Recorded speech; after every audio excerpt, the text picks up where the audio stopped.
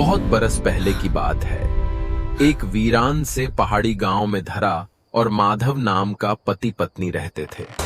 बाहर से उनका जीवन साधारण और शांत दिखता था, लेकिन गांव वाले जानते थे इस गांव की रातें कभी शांत नहीं होती। उस रात भी खाना खाने के बाद दोनों दीपक बुझाने ही वाले थे कि अचानक दरवाजे पर ऐसी दस्तक हुई जैसे कोई गुस्से में लकड़ी को नोच रहा हो। धरा की उंगलियां कांप गईं। इतनी रात कौन होगा? माधव ने झुंझलाकर दरवाजा खोला। बाहर एक काला कंबल ओढ़ा हुआ साया खड़ा था। उसकी आवाज सूखी और टूटी हुई थी। बहुत भूख लगी है, थोड़ा खाना दे दो। माधव के चेहरे पर नफरत आ गई। रात के वक्त भीख, सुबह आना, कहकर वह दरवाजा बंद करने ही वाला था कि उस साये ने अपना हाथ आगे बढ़ाया। वह हाथ नहीं था, वह पूरी तरह सड़ा हुआ, कीड़ों से भरा हुआ मांस था जिससे बदबू उठ रही थी। माधव की चीख गले में ही अटक गई। वह दरवाजा पटक कर अंदर भागा। धरा ने कांपती आवाज में पूछा, क्या देखा? माधव ने फुसफुसाकर कहा, वही भूखी छाया जिसके बारे में गांव वाले कहते हैं कि अगर उसे खाली हाथ लौटा दिया जाए तो वह पूरे वंश को खा जाती है। धरा का चेहरा पीला पड़ गया। वह बिना कुछ बोले रसोई में गई, थाली में खाना रखा और बाहर दौड़ी, लेकिन बाहर कोई नहीं था। दरवाजे के सामने बस एक कटा हुआ सड़ा हाथ पड़ा था जो अभी अभी हिला था।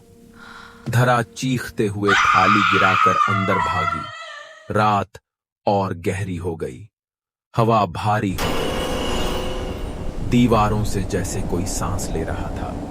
तभी दरवाजा अपने आप चरमराता हुआ खुल गया। ऊपर से एक डरावनी हंसी गूंजी।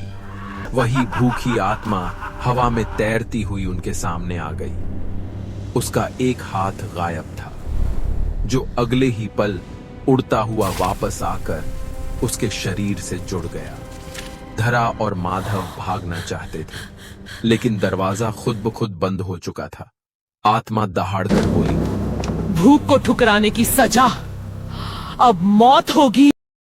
उसने दोनों को हवा में उठा लिया। उनका घर धीरे धीरे धुएं की तरह गलने लगा और अगले ही पल घर गायब हो गया। धरा और माधव जमीन पर गिरे। वे अपने घर की जगह भागे, लेकिन वहां सिर्फ काली मिट्टी थी। अचानक आत्मा ने धरा को जकड़ लिया। उसके ठंडे हाथ शरीर पर फिसले। धरा की त्वचा सड़ने लगी, आंखें बाहर निकल आईं और कुछ ही पलों में उसकी सांसें थम गईं। आत्मा माधव को ढूंढने लगी, लेकिन वह छिप चुका था। उसे मरा समझकर आत्मा चली गई। माधव रोता कांपता धरा की लाश के पास आया। तभी लाश हिली। धरा की आंखें खुली, लाल, भूखी, खाली। वह अब इंसान नहीं थी। धरा मुस्कुराई और अगले ही पल माधव का गला दबा दिया। उसकी लाश गिरते ही धरा, जो अब नई भूखी आत्मा बन चुकी थी, गांव की ओर बढ़ी। उसने एक घर का दरवाजा खटखटाया। दरवाजा खोला सुमन नाम की औरत ने। धरा ने सड़े हुए हाथ फैलाए और फुसफुसाई, भूख लगी है, खाना दो। सुमन चीखते हुए दरवाजा बंद कर भाग गई और उसी पल धरा की चीख पूरे गांव में गूंज उठी। उस रात से कहा जाता है, इस गांव में जो भूख को ठुकराता है वह खुद भूख बन जाता है।